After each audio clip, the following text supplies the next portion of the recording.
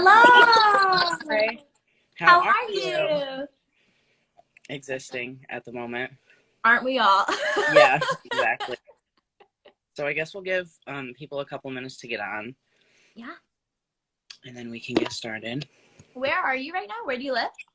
I live in upstate, so well, everything's kind of upstate. I live like near Oneonta. Do you know where that is? Kind of. Is it near Syracuse? I'm like 2 hours from Syracuse, Okay. like an hour and a half to 2 hours. Gotcha. Yeah, I only know really the Syracuse and like Albany-ish area, Yeah, but yeah. I always generically say upstate, not realizing that to people who don't really know the area, everything is kind of upstate. Everything is upstate. Yeah. Let's see if a couple more people will join. Oh, Leslie appears to have her geography down, so. Between Syracuse and Albany. Okay, cool.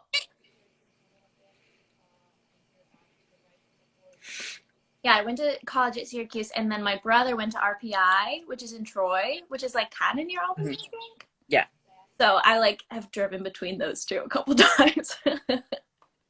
We're kind of like off the beaten path. Like, we're not near any major highways or anything. Like, I have to drive probably like an hour to get on like a major highway. Oh my gosh. Is that because of the Finger Lakes? You have to go around those things all the time. No, I don't think No, they're just out of the I really don't know geography. Me neither. Leslie would probably know. She'll say if I'm wrong. Great.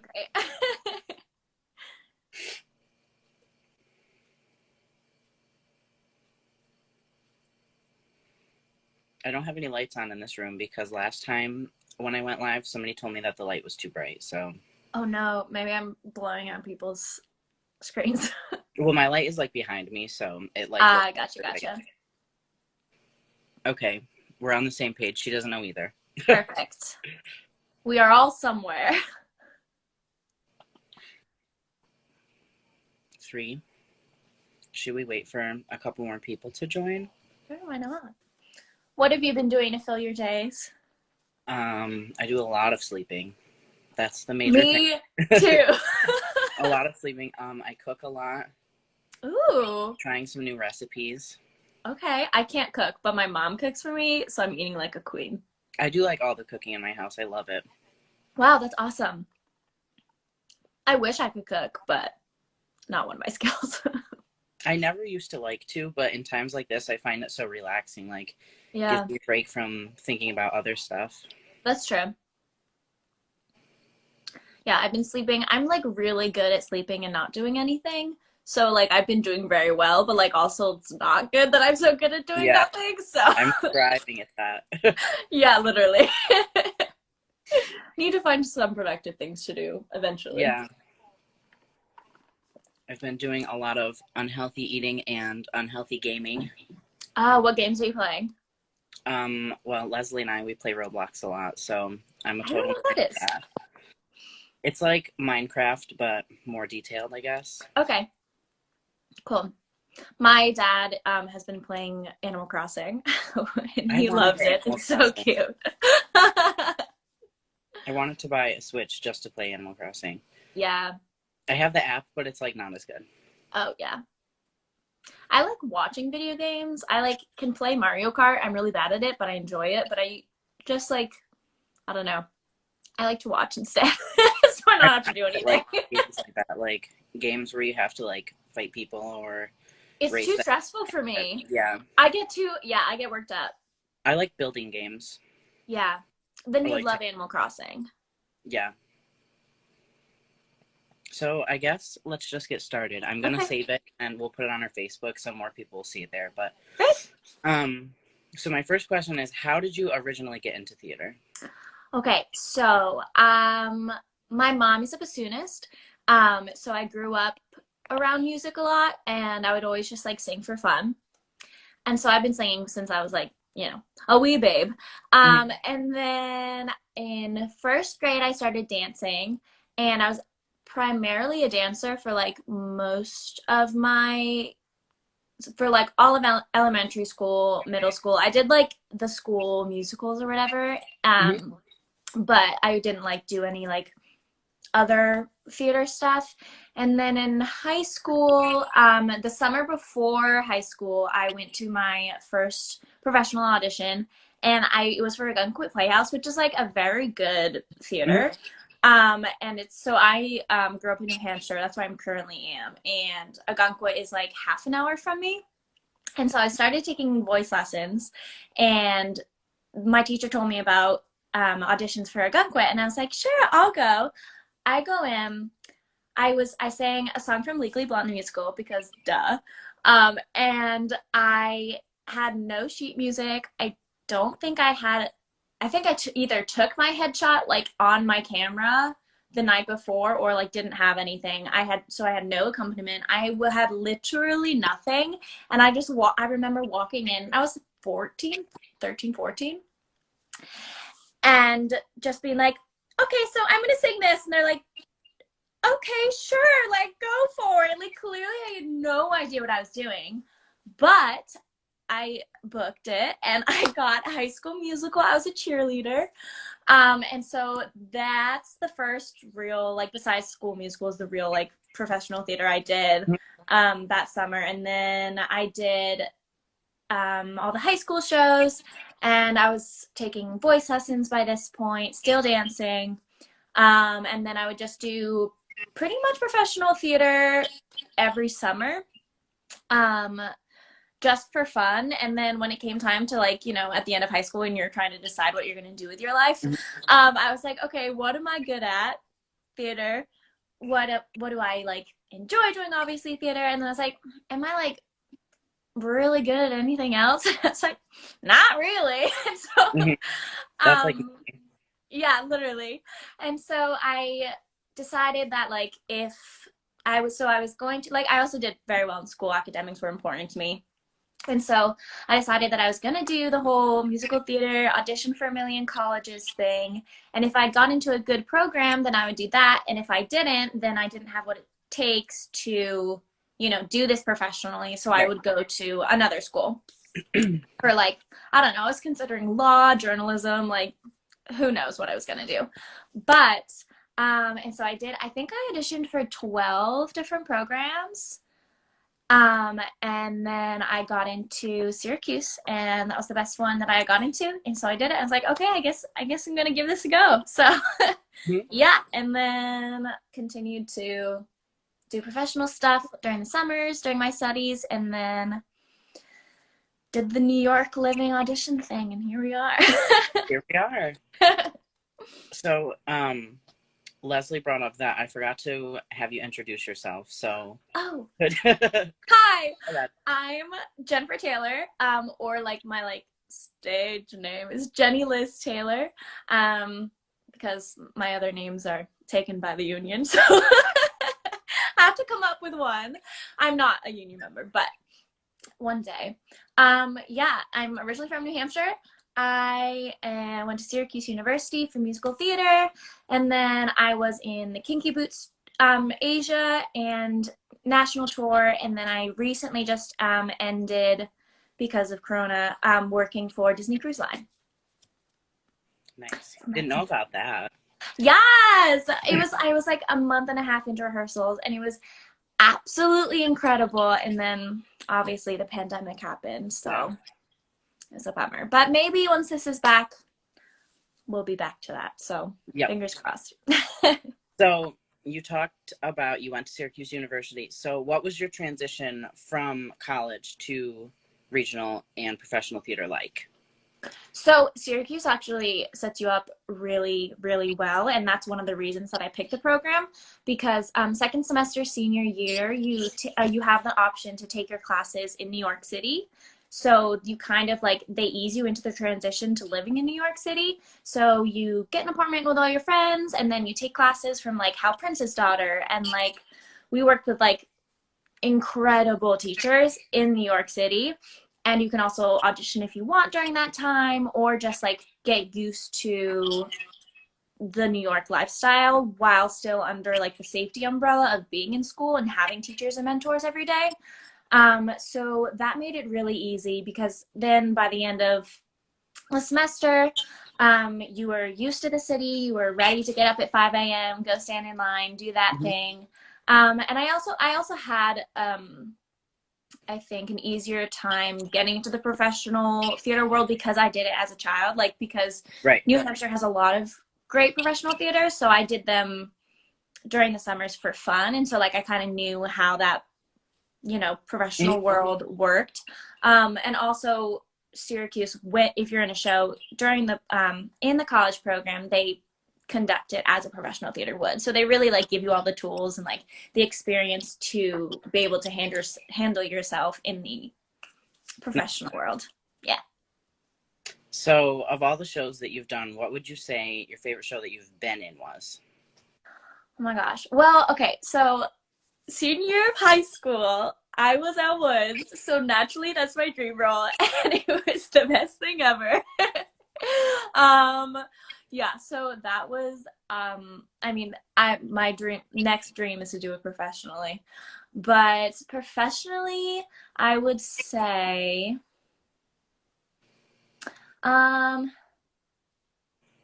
well, one thing like when in working with Disney Cruise Line, I was going to be in the main stage production of Frozen, and I was going to hang out with Anna, which would have been super cool, and we started rehearsals for it, and so that was like incredible. It was my first professional lead, which was really exciting. And just like being able to, carry a show and be a goofball and, Hmm. like Absolutely. it was a dream come true. So I think even though I never got to perform with her, hanging out with her and like in the It's still rehearsal exists in process you. was, yeah, it was Yeah. definitely the best so far.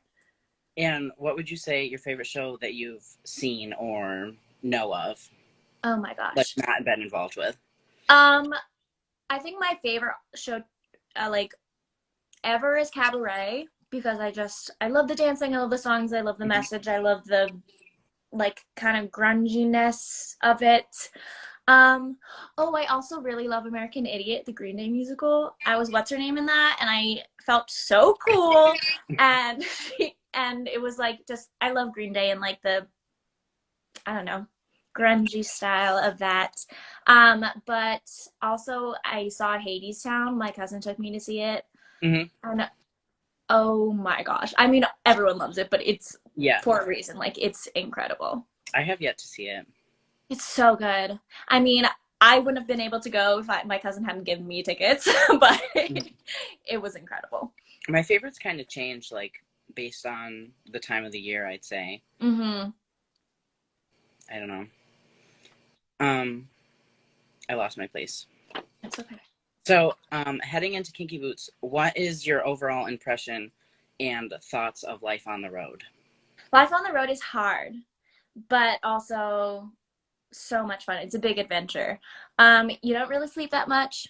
You, if you do sleep, it's usually like curled up on a bus. Hmm.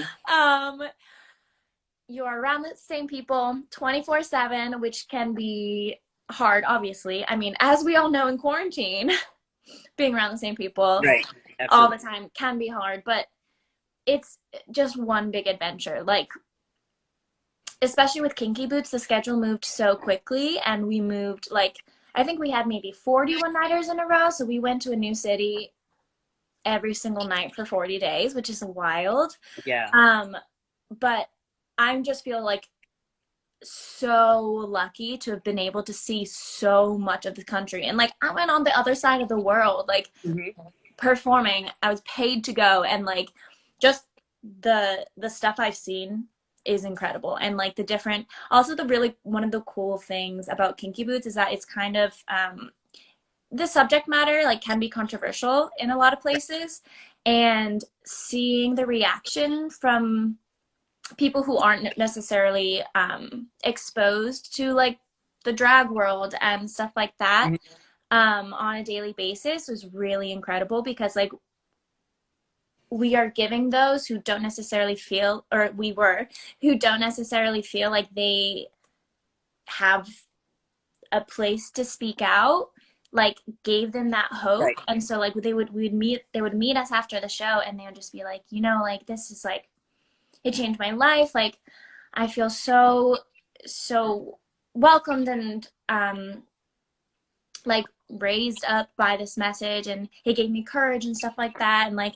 just the fact that like even in places where you wouldn't necessarily expect a positive reaction, um, you get it. And it's really Mhm. cool because it's like, it reminds you how small the world actually is, even if like, because like I grew up in New Hampshire, so like I hadn't been to a lot of different places in the country, and like seeing how like, oh no, everyone actually is the same, everyone loves everyone, you know what I mean? Mhm. Yeah. So that was really cool. I Um, kind of took this around, so I'm like an intense fan, so I saw it 14 times. you're So crazy. I totally agree. Like seeing the different reactions from people and hearing the things that they say is like, it's crazy to hear what they say before the show, and then as they're Hmm. walking out of the theater, it's a completely different Yeah, attitude. I mean, it changes your mind, which is, I mean, one of the biggest lines in the show. You change the world Hmm. when you change your mind, and it's Yeah, true. And it's so cool absolutely. because the show like allows people to find empathy because you experience this like heartwarming story about two completely opposite people, and you feel through them on stage and stuff like that. And so it allows people to find empathy and to relate to people who are so different from them, and they maybe have never met a person like that in real life. And then at the end of it, you're like, oh wow, we're all the same inside, and we all deserve love and acceptance. And yeah, it's really Absolutely. nice. Okay. Um, so you already talked a little bit about this, but what was your audition and like your rehearsal schedule like for the show? Yeah, so my path to Kinky Boots was kind of different. Do you want me to go through like Asia and stuff like that? Yeah, Okay, sure. cool. So I auditioned actually for a Rent open call. Um, that was by the same casting agency. And so I woke up early, stood in line, did that thing, sang for Rent, and then didn't hear anything back. And then I think like maybe a month later, 2 months later, I got a call from my agent. She was like, "Hey, you got a call back for Kinky Boots," and I was like, "I didn't audition for Kinky Boots. Like what?" And then she was like, "Oh, they saw you in the Rent open call and they liked you." And I was like, "Oh, okay." And so then I went back for the callback. I think I had 6 or 7 callbacks. It was a lot. I might be being dramatic, but it was quite a few. Um, and then I finished, and I like felt good about it. Read for a lot of different roles and stuff like that, sang a bunch of songs, and then I didn't hear anything for maybe another month or two. I think it was like a long process. And then I randomly got a call from my agent one day, and she was like, "Hey, Kinky Boots needs a replacement. Do you want to go to China?" And I was like, "Yes, like of course." And it was wild because they're submitting their visas that day. And so I spoke with someone from the team, and he was like, "Okay, so like I'm putting your info in now. I'm like, give me your passport information because we're doing visas today. Like it is like right now, let's go." And I Hmm. was like, "Oh my gosh, okay." And so then I joined the 2017, no, 28. I don't remember but I joined, I think it was like the second national tour, for 2 weeks right at the end of their tour to learn my track.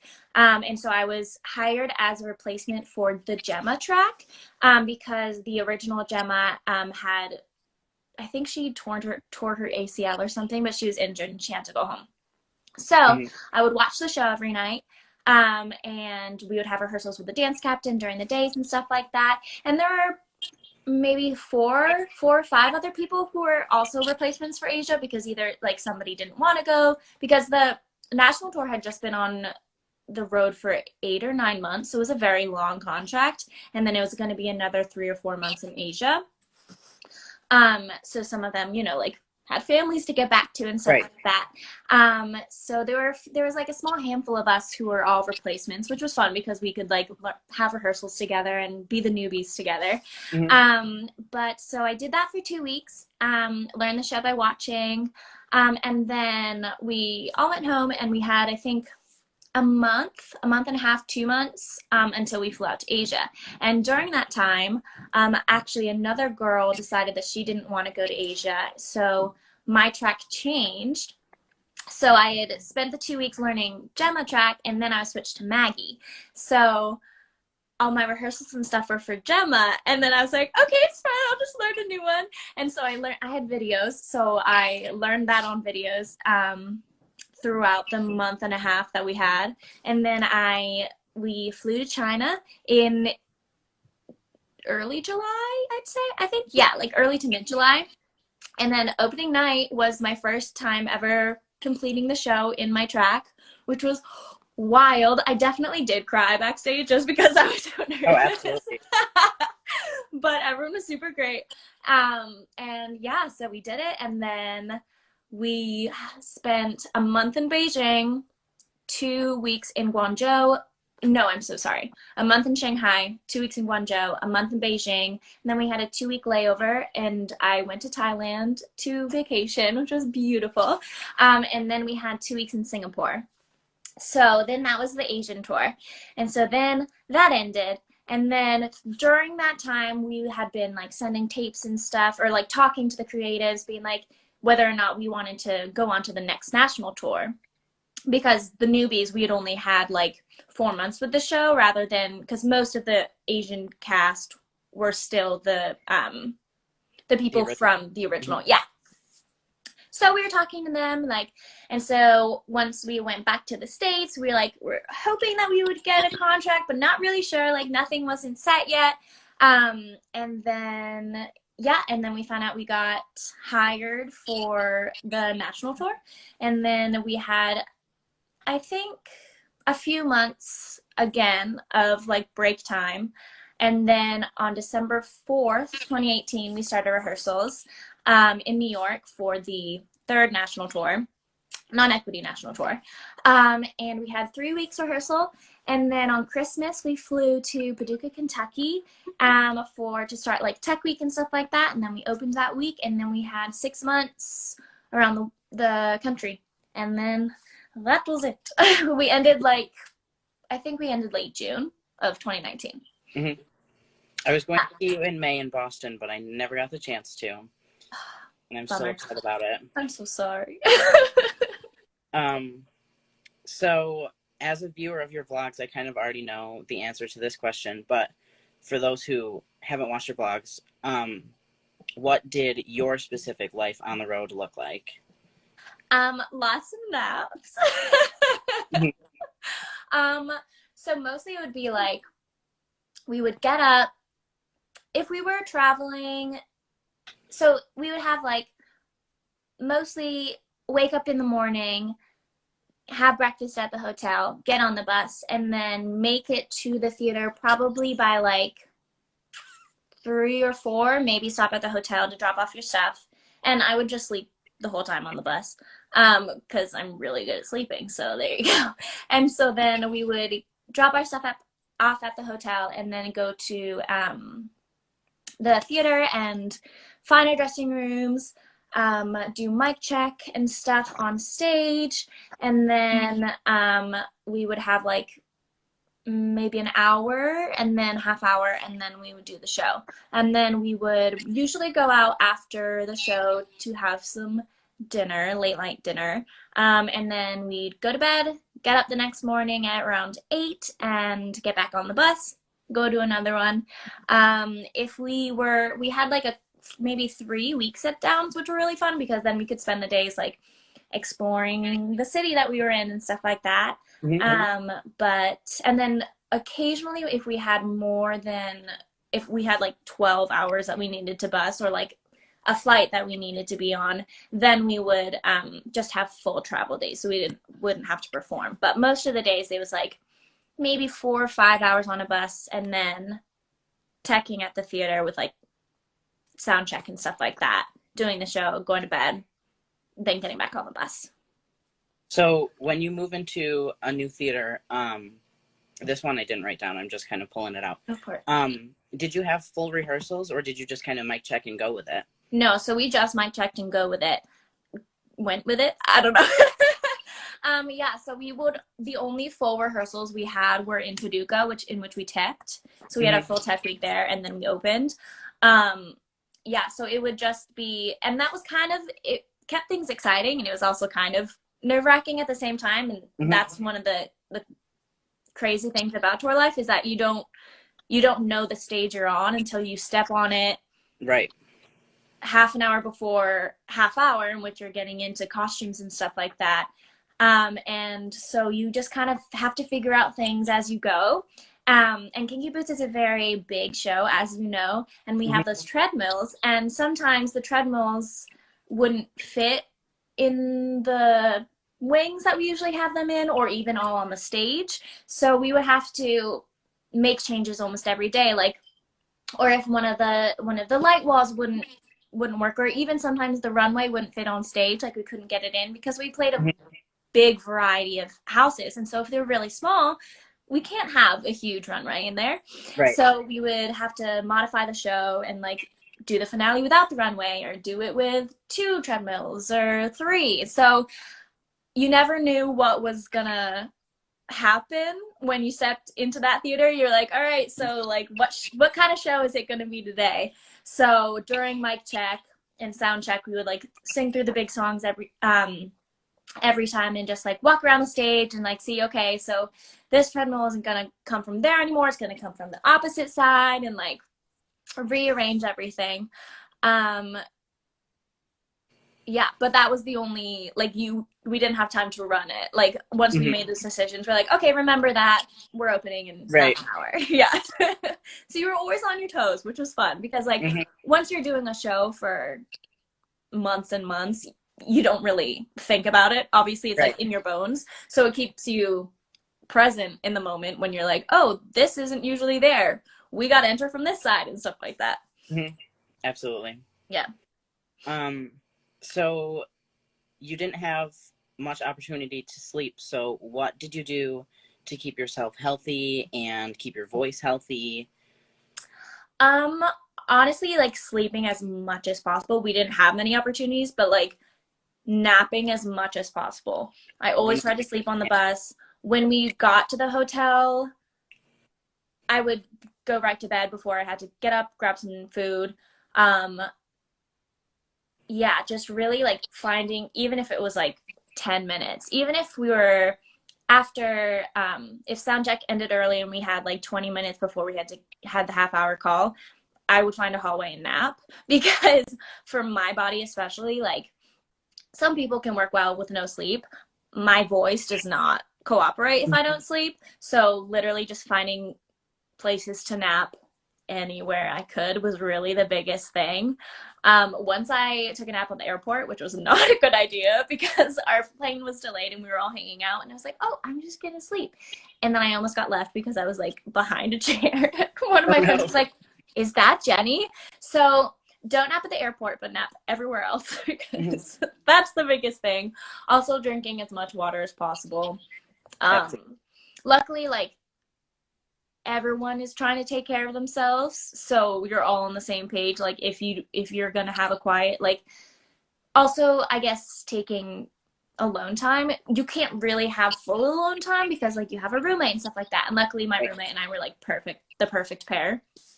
But also like taking the time, maybe you need to put your headphones on and just like zen out, or like just keep to yourself. Like everyone understands and everyone needs to do that in order to preserve your instrument. So like not being afraid to have that alone time, and like being like, okay, I'm not going to talk to everyone on the bus today. I'm just going to go inside my little like cocoon and just like rest and just focus on me, is also very important. Also for your mental health, because I mean, you're around people constantly, and like I'm an introvert, and that I need my alone time to recharge and stuff like that. So like not being afraid to take that, it's not going to be taken as rude to your other friends. Like everyone needs that time to recharge. Right.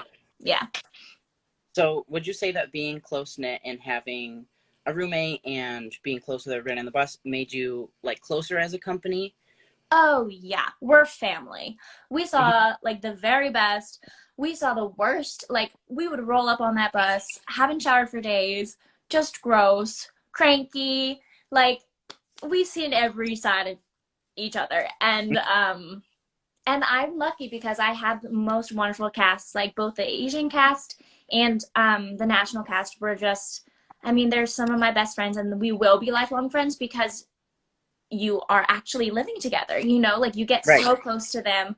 And luckily, I had such incredible people, and that's usually the case. I mean, theater people are bred of the same cloth or cut from the Yeah, same cloth or whatever absolutely. that saying is. Um, yeah, so you just really become a family and you learn everyone's ticks and you learn how to deal with everyone's ticks and like if you're having a bad day, like it's just you really truly become a family, the good and the bad. Yeah, it's yeah, no one can replace those people in your heart because it's Hmm. it's one of a kind. Yeah. What would you say your favorite city was?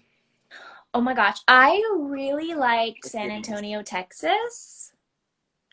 It was so cute. There was like this little river walk, and it reminded me of like Disney World, kind of, because it was like this like river that goes all through. It was like to our hotel and then through, and there were little shops and restaurants all along it, and it was beautiful. And there were like trees hanging down. It was really beautiful. And we also got to spend, I think, 3 days there, so we got to have time to explore and stuff like that. Hmm. So I think that would be my favorite city. But honestly, like, and to be honest, I don't remember. Like, it's hard for me to separate which city was which because we went to so many and, like, Right, right. we didn't necessarily explore all of them. But I remember, like, being so charmed by all the smaller cities that we went to. And, like, so, Mhm. like, you're like, oh, in the middle of nowhere, like, okay, that's going to be fine, but, like, I'm not going to be, like, psyched to go explore. But then you walk outside and you're like, wait, this is adorable. And Right. like, yeah, and seeing the different landscapes and stuff was really, really cool. Like I'd never really seen a desert before and like seeing the mountains and stuff. Like I appreciated seeing all the different kinds of places and cities and like lifestyles a lot more than I Yeah. expected to. Um, so you played Maggie in the show, and you Mm-hmm. also understudied Nicola and Lauren. I did. So what would you say your favorite track was, and which one of those was the hardest for you? Oh my gosh. Um,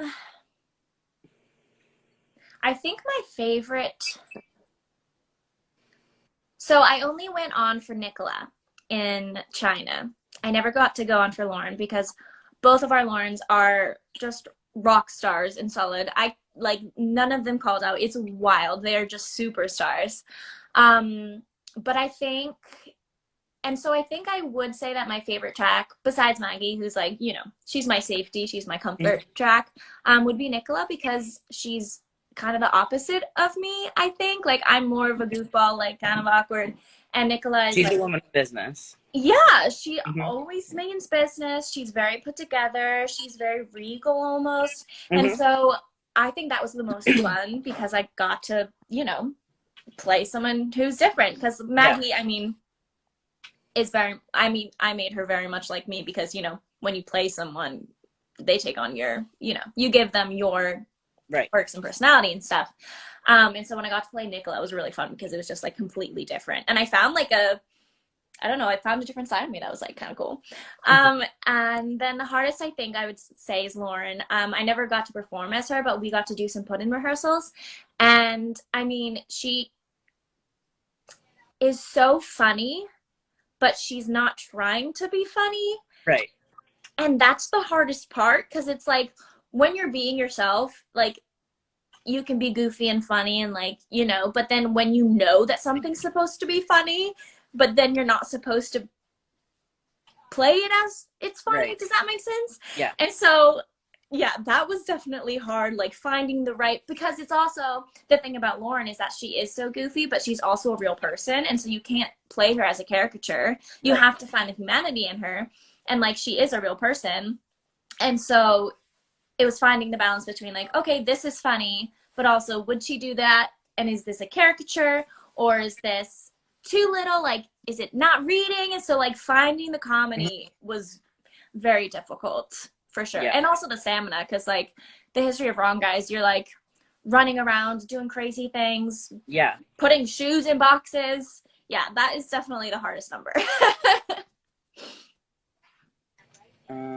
So as theater artists, we both kind of know how stressful and hard it is to be out of work without a pandemic. Yeah. So with all that's going on in the world right now, what are you doing to stay positive and hopeful? I'm doing I'm watching lots of things. So like finding videos of shows online, watching a lot of Disney movies, not gonna lie. I'm also communicating with my artist friends a lot. So like my cast from the Disney Cruise Line that was cut short, we still have a group chat and we Zoom all the time, and we try to like be like, oh, I can't wait to see you again. Like who knows what will happen, but we're trying to stay hopeful, trying to stay looking towards the future. And also like I have my really good friend Patrick Doro, who's also like a producer, director, actor himself, from New Hampshire, puts together these connection challenge videos, which is super cool. He um,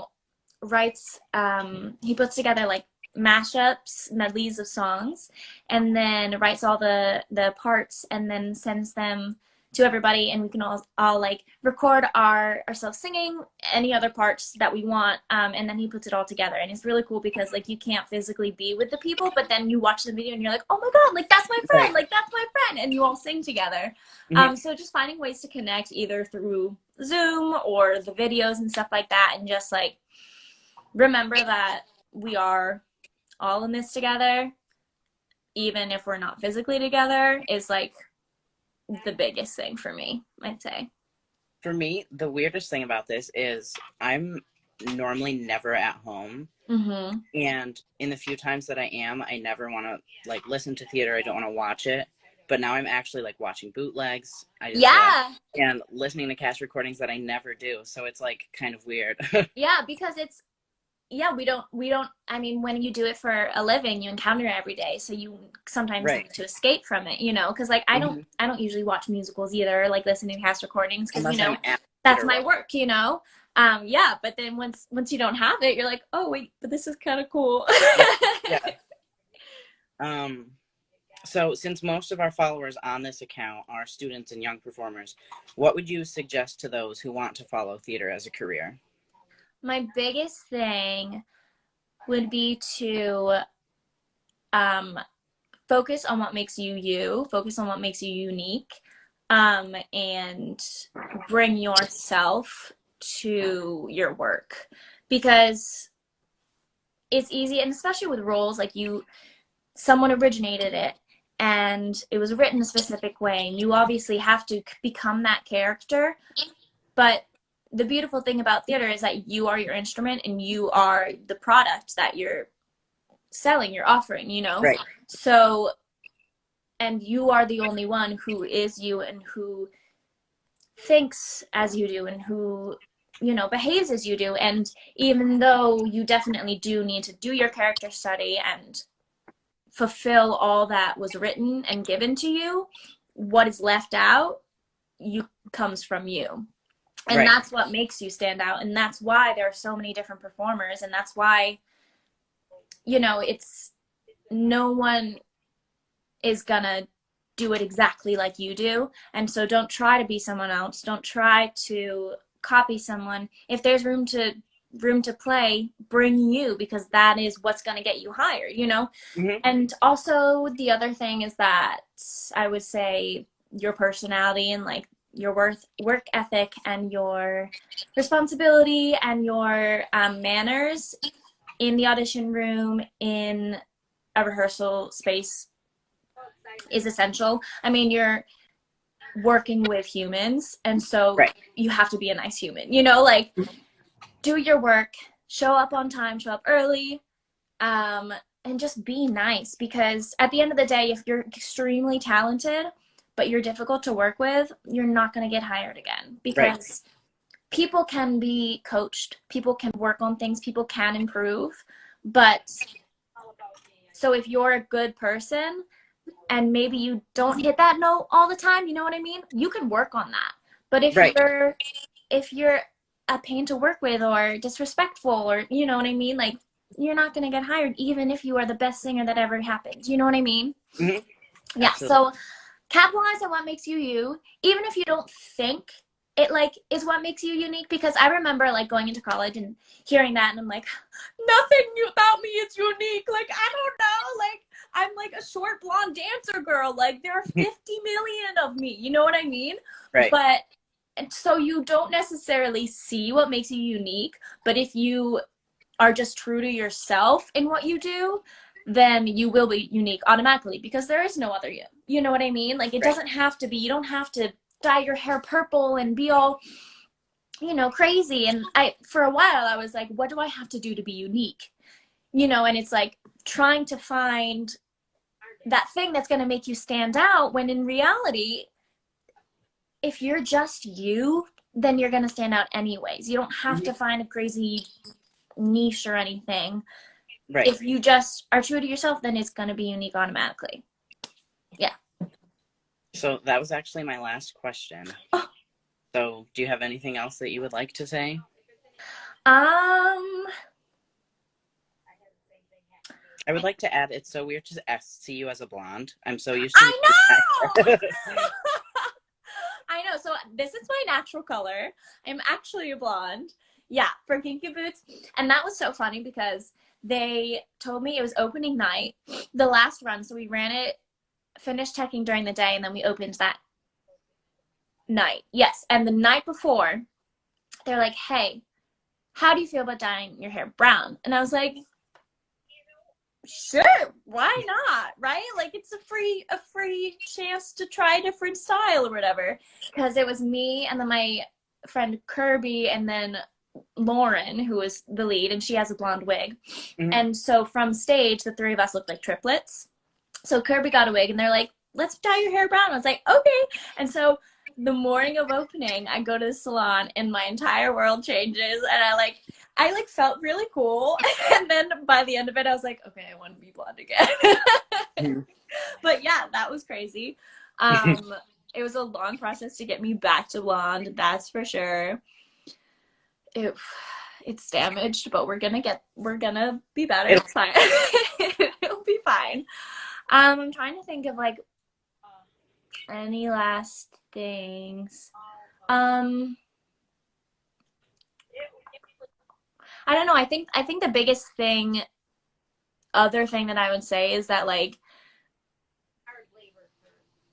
I'm trying to figure out how to phrase this. Um,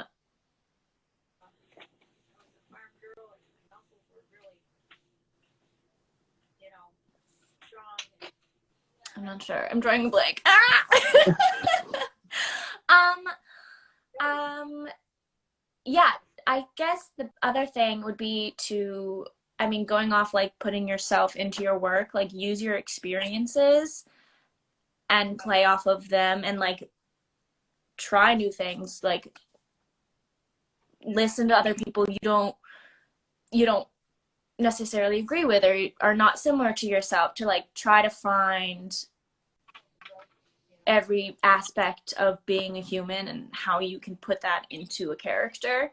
Because a lot mhm. of the things, I mean, kind of like, you change your mind, you have to be in the mindset of a character who might not believe the same things as you and might not live Right. the same life as you. And so if you try to, and that's one of the reasons that the theater community is so beautiful, is that like there are so many different kinds of people, and you need to listen and you need to learn about everybody, and like to be able to play your character.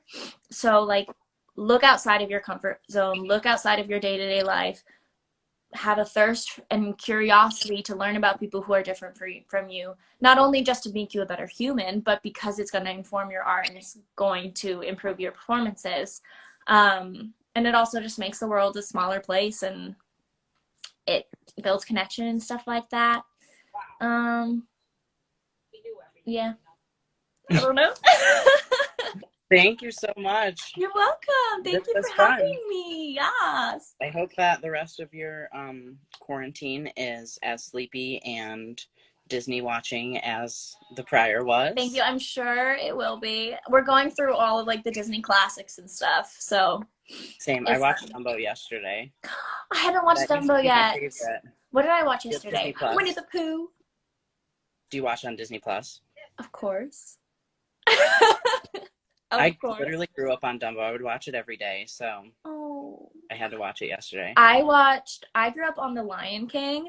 I would remember I would watch it every day before preschool, and me and my friend, Allie Harris, would fight over who got to be Nala. So naturally, we were both Nala, and we would like crawl around my living room and like just be a lion. Mm-hmm.